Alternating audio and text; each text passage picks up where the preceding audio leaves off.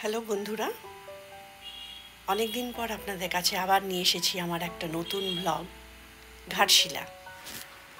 গতকাল আমরা কলকাতা থেকে গাড়ি করে ঘাটশিলা এসেছি, প্রায় 5 থেকে 6 ঘন্টার যাত্রা। আজ আমরা এই সুন্দর স্থানের বিভিন্ন আকর্ষণীয় জায়গা ঘুরে দেখব। চলুন আমাদের সাথে থাকুন এই অভিযানে। আমরা উঠেছি এই কৃষ্ণা প্যালেস লজটাতে, আর পাশেই ধাবা, তাই জন্য খাবার কোনো অসুবিধে হয়নি। এখানেই আমরা সকাল সকাল এসে খাবারের অর্ডার দিয়েছিলাম, লুচি তরকারি। এই খাবার চলে এসছে, লুচি আলুর তরকারি, আর ওরাই রসুন আদা ধনেপাতা আর কি সব মিশিয়ে একটা চাটনি করেছিল। সেই সব খেয়ে আমরা বেরিয়ে পড়লাম আমাদের এই ঘাটশিলারই কিছু দর্শনীয় স্থান দেখার জন্য। আপনারা সকলেই জানেন ঘাটশিলা ভারতের ঝাড়খণ্ড রাজ্যে পূর্ব সিংভূম জেলায় অবস্থিত এক মনোরম শহর, যেখানে সুবর্ণরেখা নদী আর বনাঞ্চলে চারিদিক ঘেরা। তাহলে আসুন আমাদের সাথেই আপনারা দর্শনীয় যে স্থানগুলো আমরা দেখব সেগুলো আপনারাও আমাদের সাথে দেখে নেবেন। ঘাটশিলা জায়গাটাকে আপনাদেরও আমার চোখে দেখাচ্ছি। যেসব রাস্তা দিয়ে গেছি বা এর যে পারিপার্শ্বিক যে ভিউটা, সেগুলো আপনারা দেখে নিন। আমি যতখানি পেরেছি ততখানি আপনাদের জন্য তুলে ধরেছি।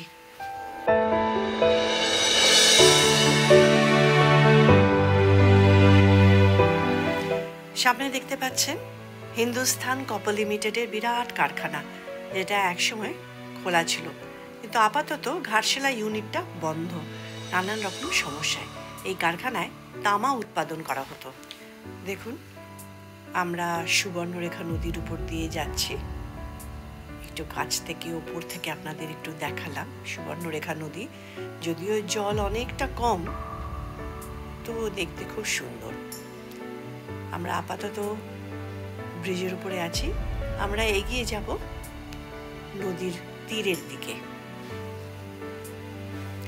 একটু এখানেই পুরো ভিউটা আপনাদের দেখিয়ে দিচ্ছি ব্রিজের উপর থেকে।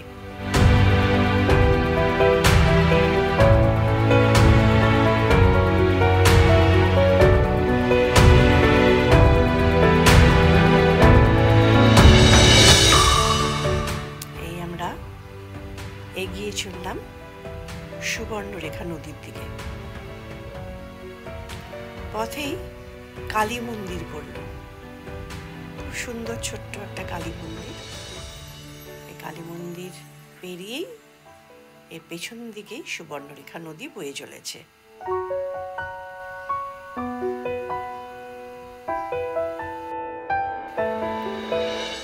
এই এসে আমাদের গন্তব্যে নামলাম।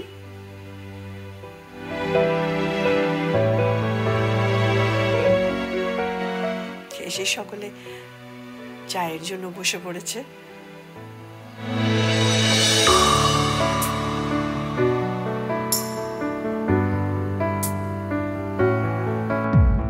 আসুন আমার সঙ্গে কাছ থেকে সুবর্ণরেখাকে দেখি। সুবর্ণরেখা নদী খুবই গুরুত্বপূর্ণ নদী। এই নদী ঝাড়খণ্ড, পশ্চিমবঙ্গ এবং উড়িষ্যার মধ্যে দিয়ে বয়ে চলেছে। চলুন একটু এগিয়ে যাই, সামনে থেকে দেখাই। স্থানীয় মানুষদের বিশ্বাস যে এই সুবর্ণরেখা নদীর তলায় সোনা আছে। নদীটা যখন পাথরের মধ্যে দিয়ে বয়ে যায়, তখন সোনার কণা জলের সাথে মিশে যায়, যা এখানকার লোকদের কাছে সোনালী রেখা বা সুবর্ণ রেখা নামে পরিচিত। স্থানীয় লোকজনদের কাছে এই সুবর্ণরেখা নদী খুবই গুরুত্বপূর্ণ এই কারণে যে তারা জল সরবরাহ, কৃষিকাজ এবং অন্যান্য দৈনন্দিন কাজের জন্য এর জল এরা ব্যবহার করে। ওই দেখুন, দূরে একটা ঝর্ণা দেখা যাচ্ছে। চলুন কাছে গিয়ে একটু দেখি। এই দেখুন, আমি ঝর্ণার কাছেই চলে এসেছি। কি সুন্দর পাহাড়ের ছোট্ট একটা পাহাড় বেয়ে ঝর্ণাটা নেমে আসছে। এবার আমি ফিরে চললাম, কারণ আমাদের আরও কিছু জায়গায় যেতে হবে বলে। যে পথে এসেছিলাম সেই পথেই ফিরে যাচ্ছি।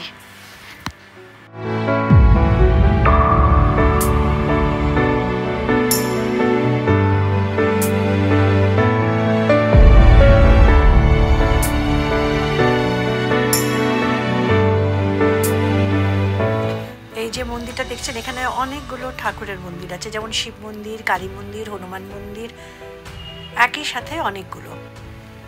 এবার আমাদের গন্তব্য বিভূতিভূষণ বন্দ্যোপাধ্যায়ের বসতবাটি গৌরীকুঞ্জ। এই পৌঁছে গেলাম গৌরীকুঞ্জে।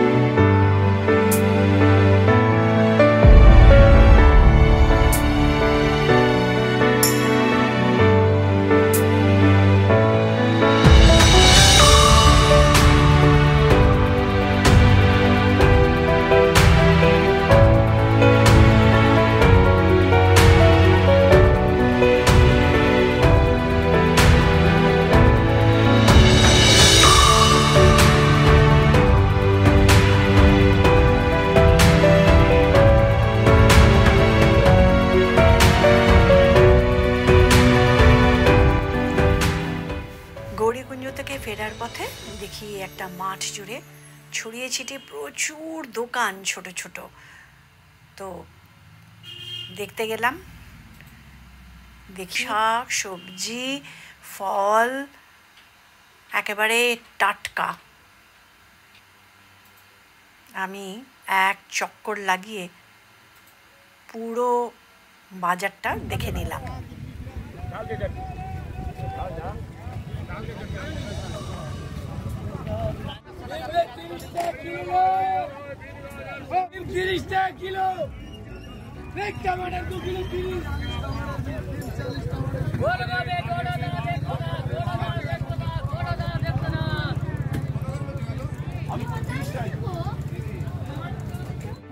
কিলো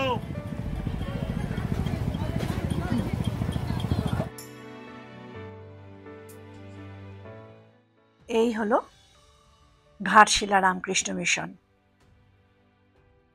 এটি স্বামী বিবেকানন্দ প্রতিষ্ঠিত রামকৃষ্ণ মঠ ও মিশনের আদর্শে পরিচালিত হয়। এখানে শিক্ষার পাশাপাশি সমাজসেবকমূলক কাজ করা হয়, যোগ ও ধ্যানের প্রশিক্ষণ, দুস্থদের সাহায্য এবং নৈতিক শিক্ষার উপর বিশেষ গুরুত্ব দেওয়া হয়। ঘাটশিলার প্রাকৃতিক সৌন্দর্যের মধ্যে অবস্থিত এই মিশন মানসিক শান্তি ও আধ্যাত্মিক জাগরণের জন্য এক উপযুক্ত স্থান।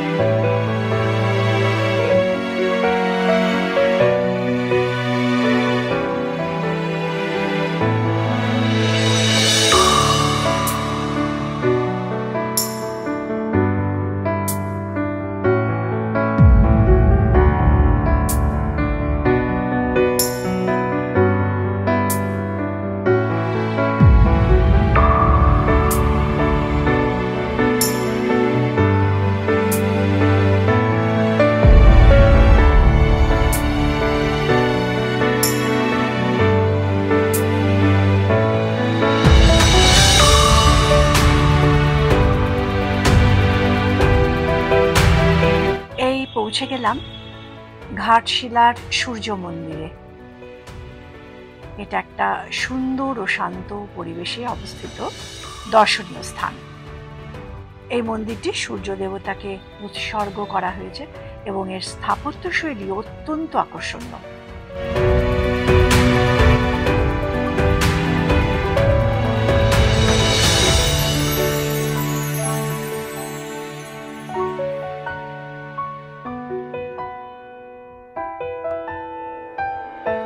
এই মন্দিরটি সুবর্ণরেখা নদীর তীরে অবস্থিত, যা এর সৌন্দর্যকে আরো বৃদ্ধি করে। প্রতিদিন বহু ভক্ত এখানে প্রার্থনা করতে আসেন, বিশেষ করে সংক্রান্তি ও ছট পূজার সময়। এটি এক বিশেষ ধর্মীয় কেন্দ্র হয়ে ওঠে। প্রকৃতি ও আধ্যাত্মিকতার মিলনস্থল হিসেবে সূর্য মন্দির ঘাটশিলার অন্যতম দর্শনীয় স্থান।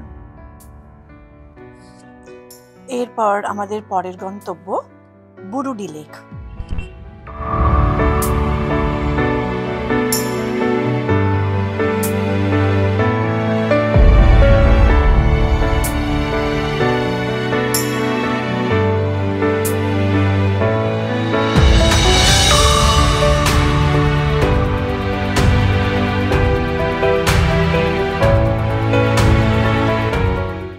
এই এসে পৌঁছলাম বুরুডি লেকে।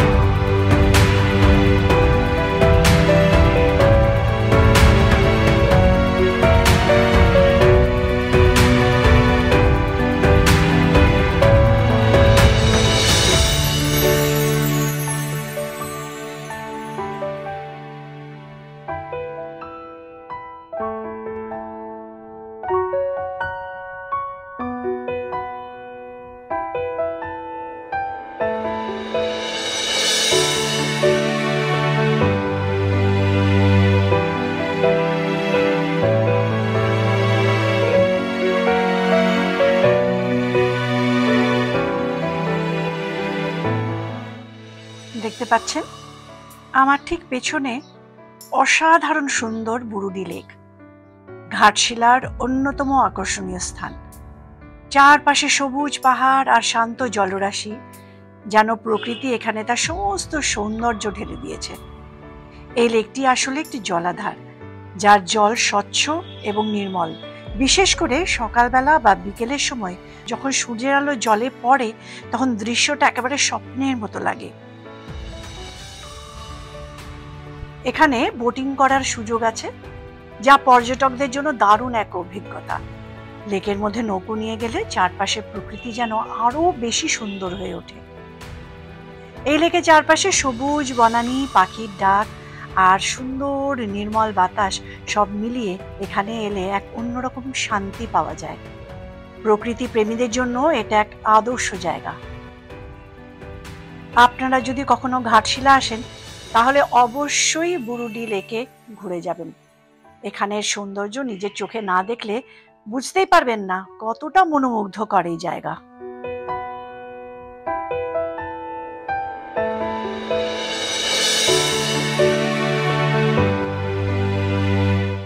আমাদের খুব খিদে পেয়ে গিয়েছিল, কারণ খাবার সময়ও হয়ে গিয়েছিল, প্রায় 1:30-2 বাজে। আমাদের হোটেল থেকেই নির্দিষ্ট একটা এইরকম হোটেলে আমাদের খাবার বন্দোবস্ত করে দেওয়া হয়েছিল। দেখুন, পর পর অনেক খাবার দোকান, আপনাদের কোনো অসুবিধেই হবে না।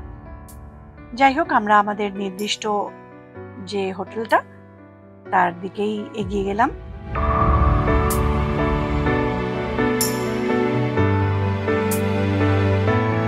এটাই হলো আমাদের হোটেল। একটু দেখিয়ে দিই কি কি রান্না হচ্ছে। এই আলু ভাজা, আর এখানে দেশি মুরগির মাংস ঝোল। এটা অলরেডি আমাদের জন্য তৈরি হয়ে গিয়েছিল, দেশি মুরগির ঝোল আলু দিয়ে। দেখে তো খুবই সুন্দর লাগছে।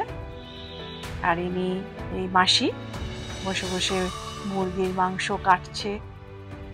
এখানে মাছ ভাজা রাখা, যাদের ইচ্ছে তারা মাছ ভাজা খাবে বা মাছের ঝোল।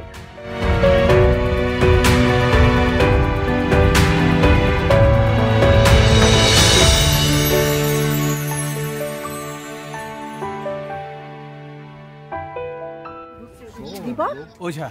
ওঝা। আর আপনার ফোন নাম্বারটা বলে দিন। 9334025800। চাইলে এনাকে কন্ট্যাক্ট করে নিতে পারেন। আমাদের আজকের ট্রিপটা এখানেই শেষ হলো।